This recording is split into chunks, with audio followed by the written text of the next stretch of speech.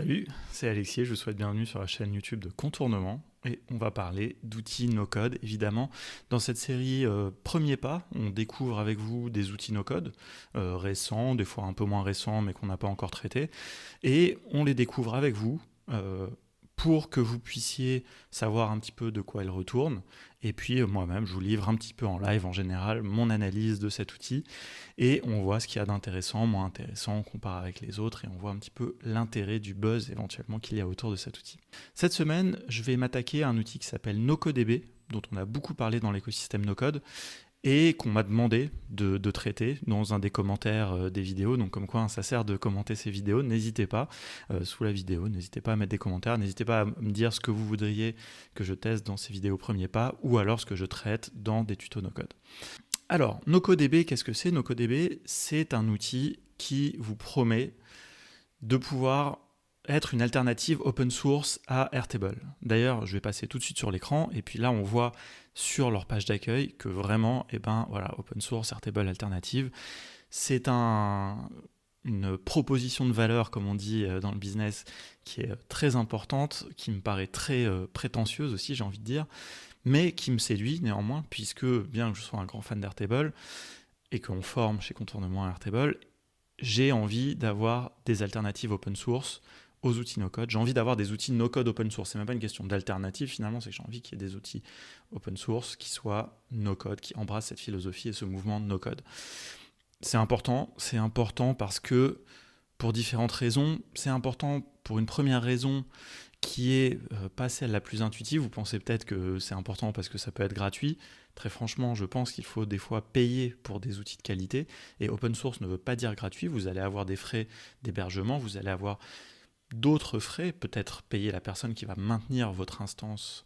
Donc vous voyez que ce n'est pas une question d'argent. Par contre, c'est important parce que vous allez par exemple pouvoir héberger vous-même votre instance de NoCoDB et donc ne plus être tributaire de hébergement, alors, que ce soit pour des raisons réglementaires, parce que votre entreprise n'autorise pas à ce que vos données soient hébergées par exemple aux États-Unis sur un serveur AWS. Il y a des serveurs AWS en Europe. La société Amazon, néanmoins, est américaine. Donc vous voyez, tout ça, c'est un imbroglio un petit peu de raisons qui peuvent faire qu'on peut vouloir, et je ne cite même pas les raisons éthiques, je vous laisse décider avec ça si vous voulez utiliser des services Amazon ou non. Mais en tout cas, on peut vouloir utiliser des outils open source parce qu'on va pouvoir les utiliser, les maîtriser aussi, voir le code source, ça peut être quand même, mine de rien, intéressant.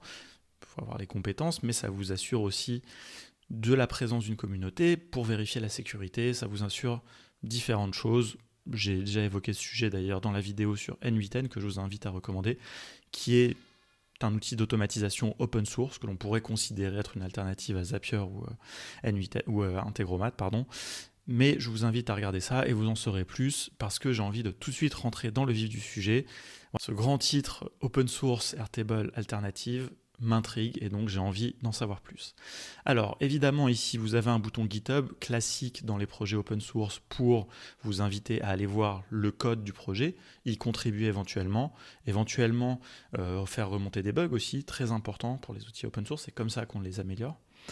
Et ici vous avez le moyen en un clic, gratuitement, de déployer sur Heroku. Alors ce n'est pas ce que je vais faire parce que je n'ai pas de compte Heroku, et je pense que dans l'écosystème no-code, peu de personnes finalement ont un compte Heroku.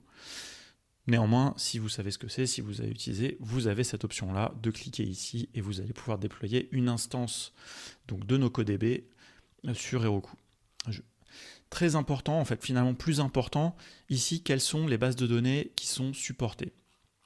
C'est intéressant parce que donc ici, vous voyez que le titre, c'est Open Source Airtable Alternative. Mais ici, si vous regardez le titre de l'onglet, Turn your SQL database into NoCode. Et donc ça, c'est vraiment ce qui est important à comprendre. C'est que l'idée de NoCoDB, c'est de vous permettre d'utiliser n'importe quel, alors dans la liste qui est ici, mais n'importe quel outil de base de données relationnelle de type SQL, il y en a plusieurs, pour ensuite afficher un front, comme on pourrait dire, une partie visuelle, un back-office à la Airtable. Donc, quand on dit ça, évidemment, la prétention d'avoir l'ergonomie et la puissance d'Airtable, on verra si c'est vrai ou pas. Il est tout à fait possible que dans votre entreprise, vous ayez déjà une de ces bases de données. Alors je vais les citer très rapidement. MySQL, un outil incontournable, open source, très fréquemment utilisé par les hébergeurs web. Il y a aussi SQL Server de Microsoft, très utilisé en entreprise évidemment. PostgreSQL, une autre variante aussi historique qui propose plein de fonctionnalités différentes qu'il n'y a pas dans MySQL. SQLite qui permet d'héberger des données dans des fichiers plats, mais qui sont bien formatés, c'est peut-être ce que j'utiliserai d'ailleurs dans cette démo. MariaDB qui est un fork de MySQL, qui est un outil qui a la faveur un petit peu maintenant parce qu'il est plus léger, qu'il est plus rapide que MySQL, qui a la faveur des DevOps souvent dans les startups. Et Amazon Aurora, qui est, je suppose, je ne connais pas, mais une variante de SQL de Amazon hébergée sur leur serveur. Alors bon, il y a des démos, différentes choses ici. On ne va pas passer là des petits tweets qui disent que c'est super. Là, vous voyez, vous commencez à avoir un aperçu. Effectivement, ça semble ressembler pas mal à Airtable. Et ici, on va arriver enfin à ce qui va m'intéresser. Non, on ne va pas y arriver ici. Et on va venir ici, donc dans les documents, et on va voir comment on peut tester. Pour faire installation, ici, vous avez différentes manières. Donc il y a Heroku qui permet de tester. Il y a NPX, Docker, ou éventuellement, carrément, si vous vous lancez, Git. On va tester NPX, c'est la même manière qu'on a fait dans N8N. Vous allez voir que c'est très facile de tester avec NPX. Donc pour cela, tout simplement, qu'est-ce que je vais faire? Eh bien, je fais CTRL-T, j'ouvre mon terminal, je copie cette ligne de commande en cliquant sur ce bouton, j'ouvre mon terminal et je viens la coller ici. Je lance cette commande et donc NPX est un système de Node.js puisque NoCoDB est écrit en Node.js et donc qui va vous permettre de simplement installer tout ce qui est nécessaire à l'application pour la faire tourner sans pour autant que tout soit installé sur votre serveur. Alors ici, moi ce que je vais prendre, c'est que je vais prendre SQLite parce que ça va me permettre d'utiliser simplement un fichier et de ne pas avoir sur ma machine à faire tourner un serveur SQL. Donc ça va être plus simple, mais vous pourriez choisir n'importe lequel de ces autres options. On va partir là-dessus. Et maintenant, il me demande est-ce que je veux utiliser SQLite comme un conteneur Docker, ce que je pourrais faire, ou ici comme un projet Node.js. Je vais faire ça tout simplement parce que comme ça mettra dans un fichier que je pourrai tout effacer à la fin. On va laisser tout ça se dérouler.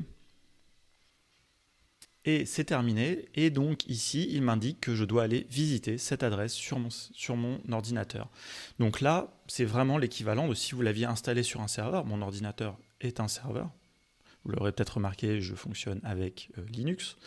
Et donc ici, je vais pouvoir, donc il fait tourner sur le port 8080 le logiciel. Et donc, enfin, nous y sommes, nous allons pouvoir voir ce que vaut NoCoDB. Alors, ce que j'aime bien, c'est que quand vous le testez en mode démo, il nous fait une petite intro avant de vous montrer le logiciel. Je trouve ça assez drôle, j'avais jamais vu ça, à vrai dire. Et donc, on y va. Et donc, ici, je vais me créer un compte. Donc ça, vous voyez, c'est aussi un des avantages. Si vous opérez vous-même votre instance de NoCoDB, vous allez pouvoir gérer les comptes. Vous allez pouvoir éventuellement, pourquoi pas, louer aussi votre instance, permettre à des gens d'utiliser votre instance de NoCoDB. Pas forcément votre intérêt, mais c'est tout à fait possible. Vous devenez vous-même utilisateur de NoCoDB et donc vous allez pouvoir en faire ce que vous voulez. Vous devenez administrateur. Alors, on va mettre Alex. Voilà, pas besoin de mettre quelque chose de compliqué. Alors, il me demande quand même un mot de passe compliqué. On s'inscrit. Et donc ici, on commence. On va fermer Dashlane parce que c'est relou. Ici, ils nous proposent de les aider. C'est très important dans les projets open source. Alors, ils ont différents modèles de financement. Ils ont peut-être levé des fonds, comme l'ont fait N8N.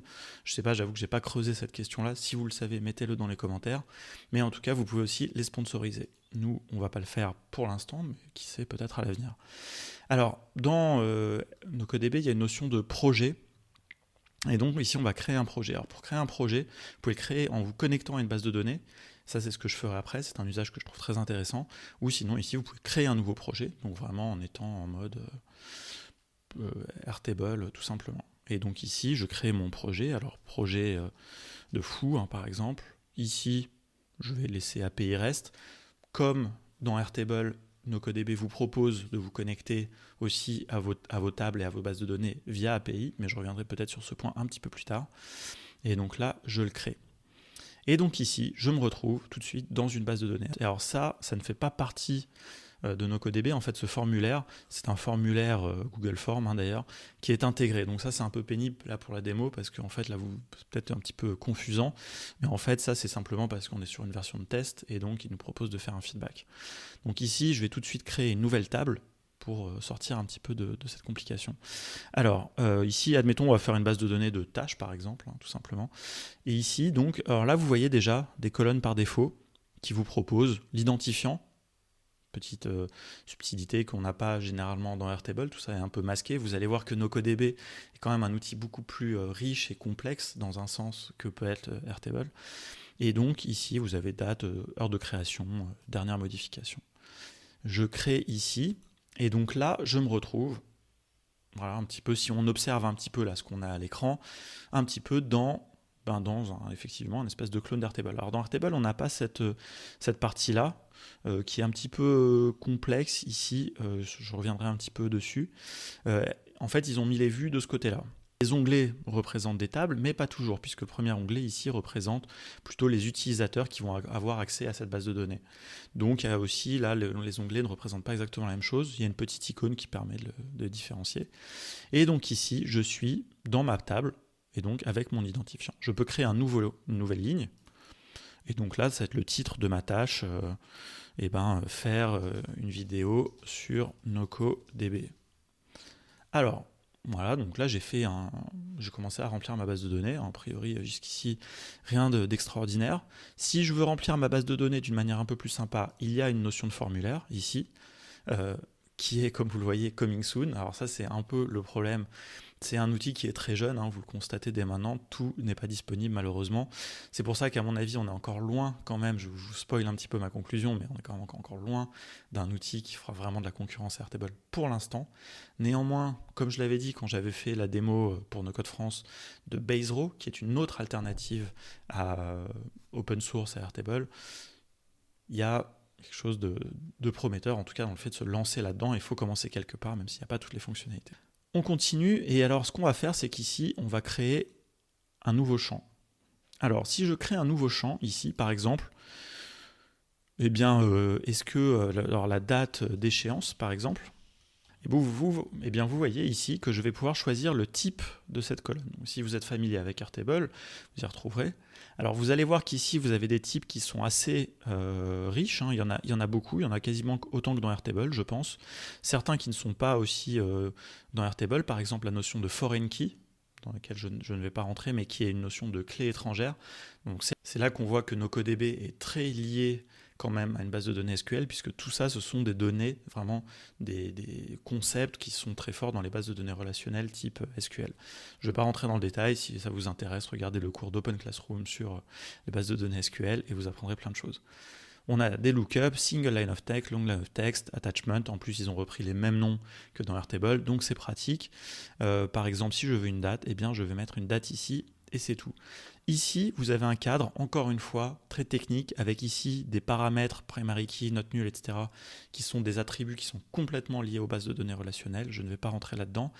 Et ce qui est intéressant, encore une fois, dans cette logique un petit peu technique, c'est que vous pouvez choisir ici sous quelle forme va être stockée cette information dans la vraie base de données qui est derrière.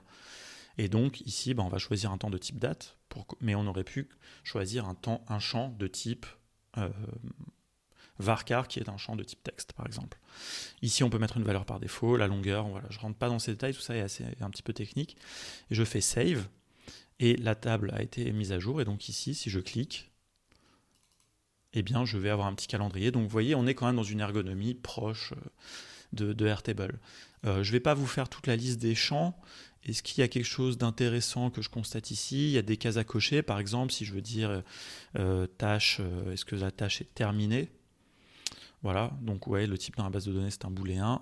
On peut donner une valeur par défaut, par exemple, est-ce que c'est vrai ou faux? Voilà, donc... alors, j'ai fait une bêtise. Qu'est-ce qu'il n'a pas aimé? Peut-être le point d'interrogation qu'il n'a pas aimé. Absolument. Bon, vous voyez, encore une fois, ça c'est un petit avantage à Airtable. Évidemment, il y a une souplesse là-dessus. C'est vrai que dans une base de données relationnelle, dans une vraie base SQL, je ne mettrai jamais un point d'interrogation dans un nom de champ. Donc, vous voyez, on peut cocher la case, évidemment, rien de problème. Alors, si on en vient aux vues, qu'est-ce qu'on va pouvoir faire avec les vues ici? Eh bien, des grilles. Donc évidemment, pour pouvoir créer d'autres grilles. Si vous êtes familier avec Airtable, vous savez que ça peut être... Donc ça, c'est une vue grille dans laquelle on est déjà. On peut en créer d'autres, dans lesquelles on va appliquer des fonctions, par exemple, de tri, de filtrage. Voilà, donc tout ça est vraiment très classique. Là, donc on retrouve vraiment tout le fonctionnement comme dans Airtable. Donc j'insiste pas là-dessus. C'est bien fait, c'est très classique. On a une vue galerie pour voir les tâches. Alors si là on n'a pas d'image, donc c'est pas très intéressant, mais donc la galerie, ça va vous permettre d'afficher un petit peu comme un portfolio. Le calendrier qui est coming soon, le Kanban qui est coming soon, c'est bien dommage pour notre gestion de tâches, ça serait bien pratique, et le formulaire qui est coming soon. Ici, vous pouvez demander une démo aux gentilles personnes de NoCoDB, vous pouvez joindre le Discord, les suivre sur Twitter, tout ça, c'est pas très intéressant. Ce que je peux vous montrer encore, c'est ici, on peut partager des informations en faisant une invitation. On peut ici passer en dark mode, ça c'est pas très intéressant. On peut choisir, changer le thème. Alors, on peut changer, juste il faut cliquer et on n'a pas vraiment le choix en réalité. Ici ce sont les notifications, donc vous voyez là qu'à un moment j'ai eu une erreur tout à l'heure. Faire de la traduction, ça c'est intéressant. Par contre, on peut voir est-ce que c'est disponible en français. Eh bien vous voyez qu'il y a certaines choses qui sont disponibles en français. Encore ça, un petit avantage, et ça c'est souvent une des richesses des projets open source. Il y a souvent plein de gens qui sont motivés pour aider à traduire l'interface. Donc là vous voyez que, ici, j'avais même pas vraiment fait attention pour être tout à fait honnête. Je distingue pas toujours l'anglais du français, tant on a l'habitude au quotidien de travailler avec des outils en anglais. Mais ici, effectivement, l'outil est quand même principalement en français, donc ça c'est très agréable. Et ici, on ne va pas rentrer plus dans les détails. Je vais juste vous revenir dans mon tableau de bord. Ici, je vais créer un nouveau projet. Je vais me connecter à une base de données existante. Alors, cette base de données, ici, vous allez pouvoir choisir quel est le type de base de données. Moi, je vais choisir SQLite. Et ici, je vais aller chercher mon fichier, qui est un fichier que j'avais fait pour tester. Et donc là, on teste. Et vous voyez que ce projet est bien... Donc, test connexion.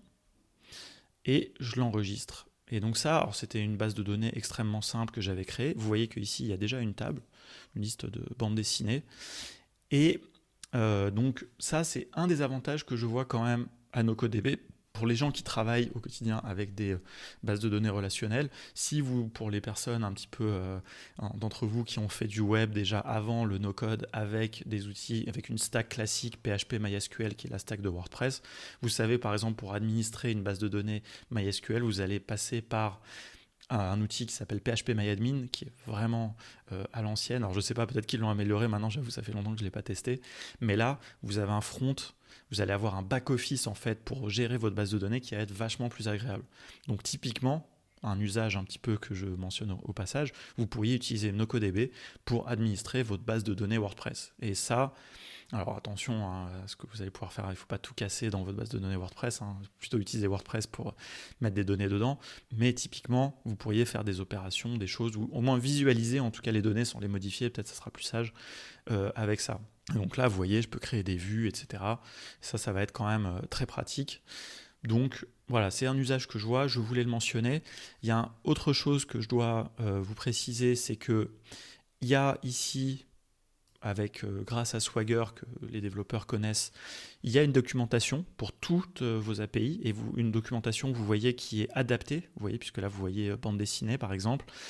Donc vous allez pouvoir, tout comme dans Airtable, alors dans Airtable la documentation de l'API est extrêmement bien faite, mais vous allez pouvoir aussi dans NoCoDB évidemment donner l'opportunité à des développeurs ou à des no-codeurs utilisant par exemple Integromat d'accéder à vos données via l'API et ça peut être quelque chose de très intéressant.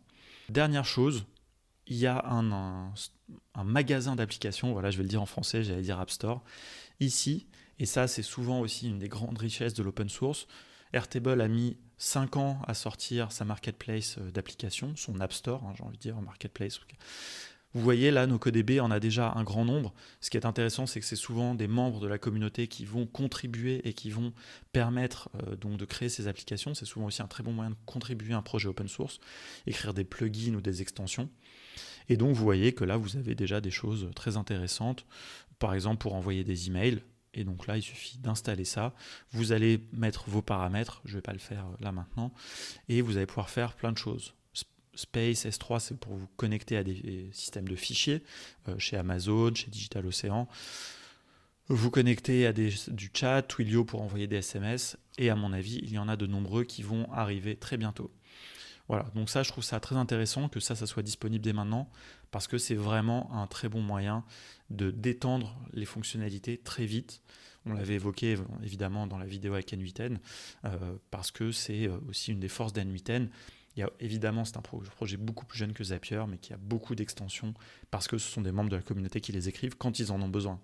Voilà, donc si je peux faire une petite conclusion autour de NoCoDB, c'est une présentation assez rapide, même si cette vidéo va être un peu longue parce que j'ai évoqué plein de sujets différents et j'ai parlé de bases de données. C'est l'occasion aussi de rentrer un petit peu dans des sujets à la destination de la communauté NoCode. Très franchement, comme j'ai un petit peu la même conclusion que j'avais eue avec Baserow quand je l'avais testé lors d'un live, c'est prometteur, c'est pas encore du tout abouti, c'est pas encore du tout, à mon sens, une alternative à Airtable. Néanmoins, si aujourd'hui vous ne pouvez pas utiliser Airtable dans votre contexte professionnel, eh bien ça, j'ai envie de dire, ça sera toujours mieux que rien. Par contre, il y a vraiment un gros avantage à pouvoir utiliser vos propres bases de données, héberger vos données. Cette question de la souveraineté des données est très récurrente et très importante, évidemment. Je ne vais pas rentrer dans ce débat. Néanmoins, j'insiste aussi sur le fait que quand vous voulez simplement stocker vos tâches au quotidien dans votre foyer, bon, la souveraineté des données est peut-être un peu moins grave et vous pouvez utiliser Airtable en gratuit et ça fera très bien le taf. Mais il y a des contextes professionnels ou d'associations ou simplement, après, ça peut être des choix éthiques qui sont tout à fait raisonnables et que l'on peut soutenir. Vous avez une alternative. Comme vous voyez, plein de fonctionnalités sont en coming soon. Mais voilà, on va continuer à surveiller, on refera des vidéos quand il y aura plus de fonctionnalités. Au moins, voilà, je vous ai donné mon avis, vous me l'avez demandé dans les commentaires. Ah, ça c'est sympa, alors pendant que j'étais en train de parler, il y a un écran d'accueil, un économiseur d'écran qui s'est mis. Petit easter egg, comme on dit, c'est la matrice. Voilà, donc ça va perturber ma conclusion, mais je vous le montre quand même néanmoins. Et qu'est-ce que je peux vous dire de plus? Et ben voilà, on se retrouve dans la matrice, à savoir le Slack de NoCode France, si vous voulez continuer la discussion et qu'on échange sur NoCoDB. Dans les commentaires, n'hésitez pas à commenter, nous dire ce que vous avez pensé de cette vidéo. Et puis, eh bien, je vous donne rendez-vous très bientôt sur la chaîne YouTube de NoCode France. N'hésitez pas à vous abonner. On va essayer de sortir une vidéo par semaine à partir de maintenant. Donc n'hésitez pas aussi à nous donner des idées de vidéos. Il y aura beaucoup de tutos, notamment autour de Airtable, Zapier, Notion, nos outils préférés, vous savez, toutes nos CodeOps. Tout ça arrive très bientôt. Abonnez-vous et on se retrouve très bientôt. Salut!